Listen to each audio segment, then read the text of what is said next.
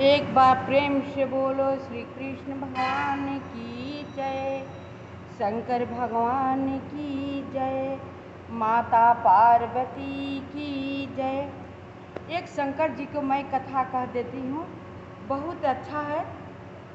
कथा का भाव ये है कि कहते हैं कि वो बहुत पाप करता है फिर भी उसकी ज़िंदगी में सुख है। वो कुछ नहीं करता है, बहुत कुछ पूजा पाठ भाव भक्ति करता है फिर भी उसके ज़िंदगी में कष्ट ही कष्ट है। इसी विषय पर हम कथा कहेंगे कि किसकी ज़िंदगी में कैसे दुख होता है और किसकी ज़िंदगी में कैसे सुख मिलता है। इसी विषय पर हम कथा कहेंगे। एक बार शिव पार्वती भ्रमण कर रहे थे। भ्रमण करने के लिए अपना जंगल घूम रहे थे, आनंद ले रहे थे। चलते चलते दोनों आपस में बात कर रहे थे। शंकर पार्वती जी भ्रमण कर रहे थे। पार्वती जी का मन में आया कि शंकर जी से इससे अधिक कभी समय मुझे अच्छा मौका मिलेगा नहीं, इसलिए कुछ हम शंकर जी से पूछ लें कि मनुष्य को क्यों जो दुखिया है उसे दुख ही पर दुख आता है और जो सुखिया है उसे जितना कहो उतना ही कम है, सुखी पर सुख आता है। ऐसा क्यों मनुष्य के साथ आप करते हैं? आप तो भंडारी हैं।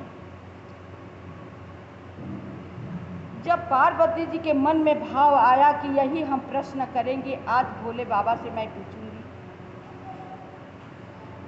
कहती हैं, ये भोले बाबा आप मेरा प्रश्न के उत्तर दीजिएगा। मैं आपसे एक बात पूछना चाहती हूँ। बोले भोले बाबा की पूछो। कहती ये भोले बाबा, जिस मनुष्य की ज़िंदगी में जितना ही कष्ट है वो कष्ट से वो जल्दी निकालना चाहता है, लेकिन चाह करके वो नहीं निकल पाता है। कोई इतना सुखिया है कि दुख को वो समझता नहीं है। दुखिया अगर जाकर उसके सामने अपना दुख दर्द कहे तो सुखिया उसका दुख दर्द को नहीं समझेगा, न समझने की कोशिश करेगा। ऐसा क्यों? जो सुखिया है वो बहुत सुखिया है, जो दुखिया है वो बहुत दुखिया है। आप तो भोले भंडारी हैं, दयावान हैं, सबकी अभिलाषा पूरी करने में आप तब तक तैयार रहते हैं, लेकिन फिर भी ऐसा क्यों होता है? शंकर जी पार्वती जी के मुख से ये बात सुन करके उन्हें शंकर जी को बहुत अच्छा लगा, लेकिन पार्वती जी को इस तरह के समझाना ये बात को आसान नहीं था। शंकर जी कुछ नहीं बोले, आगे बढ़ते जा रहे थे। आगे बढ़ते गए। जब बहुत भारी एक जंगल में बरगद का पेड़ उन्होंने देखा, बहुत दूर में छाया हुआ था। शंकर जी वहीं पर बैठ जाते हैं। कहीं ये पार्वती जी यहीं पर आओ, थोड़ा हम लोग विश्राम कर लेते हैं, फिर आगे बढ़ेंगे। कहे कि जैसी आपकी आज्ञा प्रभु। शंकर जी विश्राम करने के लिए बैठ जाते हैं, साथ में पार्वती जी बैठ जाती हैं। पार्वती जी बोली कि हे प्रभु, आपसे मैंने जो प्रश्न किया था आपने उसका कोई उत्तर नहीं दिया। कि ठीक है, उसका समय आने दो, पहले भूख लगी है, कुछ बनाओ, खा पी ले, हम लोग आराम कर ले। तुम्हारे सारे प्रश्न को जितना पूछोगी उतना मैं सारे प्रश्नों को जवाब दूंगा, मैं समझा दूंगा। चलो पहले खाना बनाओ, खाना हम लोग खा लें। कही जैसी आपकी आज्ञा प्रभु। अब पार्वती जी सोचने लगती हैं कि खाना हम किस पर बनाएं। पहले तो चूल्हे की ज़रूरत पड़ती है, आवश्यकता होती है। अब निकल जाती है जंगल में ईंट खोजने के लिए कि कहीं पर ईंट पत्थर मिल जाएगा तो उसी को मैं एक चूल्हा बनाकर उसी पर खाना बनाऊंगी। कहते हे स्वामी आप यहीं पर बैठिए, मैं कुछ इंतज़ाम करती हूँ। कहते हैं जाओ इंतज़ाम करो, मैं बैठा हूँ। पार्वती जी बहुत आगे निकल जाती है ईंट के इंतज़ार में। बहुत आगे निकल जाने के बाद क्या देखती है कि 2 कुआं था। एक कुआं टूटा फूटा था और एक कुआं बहुत सही सलामत था।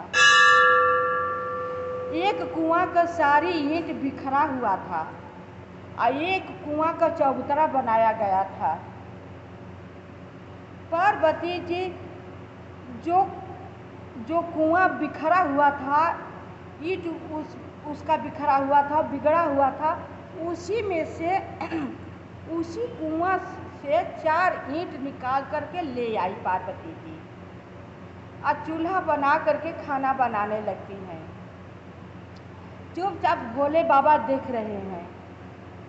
कुछ देर के बाद पूछते हैं पार्वती जी से, हे पार्वती तुमने ईंट पाया कहाँ जंगल में? तो कही हे स्वामी ईंट और पत्थर की खोज में बहुत आगे निकल गई थी।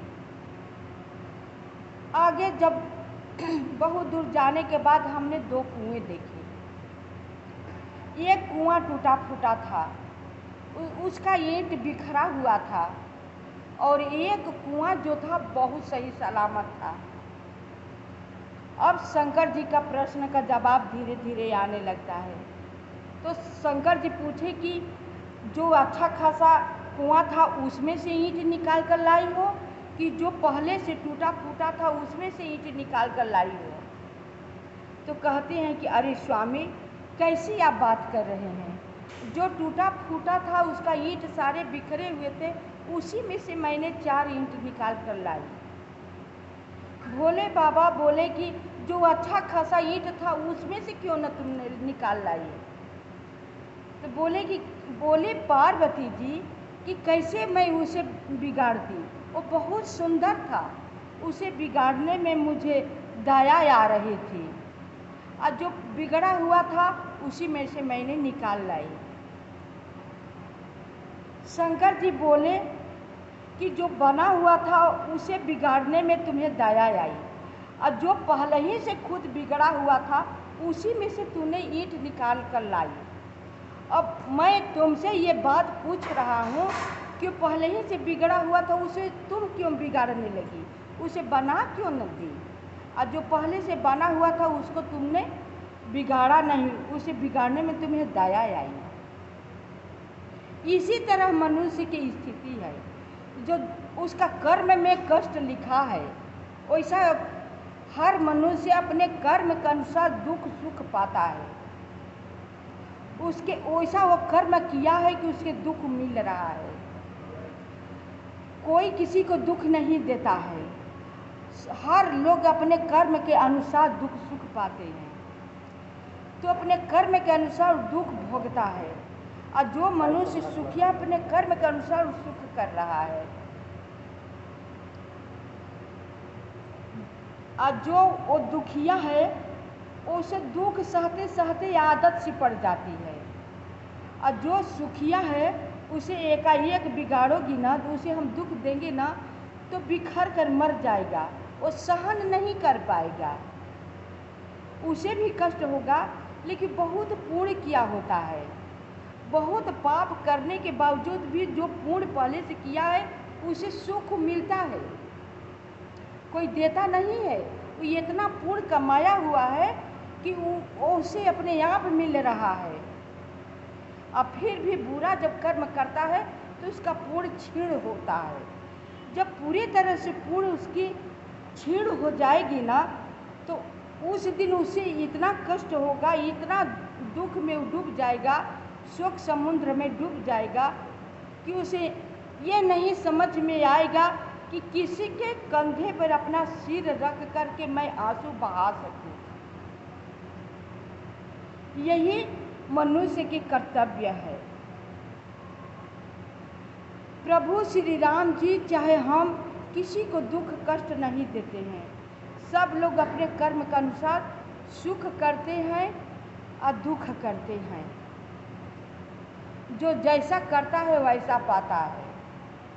हाँ, उसी में समय निकाल करके और भाव भक्ति से शरण में आएगा तो उसे पाप उसका धीरे धीरे कटना जब शुरू हो जाएगा तो शरण में आने लगेगा। जब शरण में वो आएगा तो सुखिया होने लगेगा। लेकिन सोचे कि हम बैठे बैठे हम सुख प्राप्त कर ले तो पुण्य पहले से किया होगा तब मिलेगा, नहीं तो रोता ही रहेगा। उसमें किसी का दोष नहीं है, न तुम्हारा है, न हमारा है, न विष्णु भगवान का है। एक बार प्रेम से बोलो श्री कृष्ण भगवान की जय।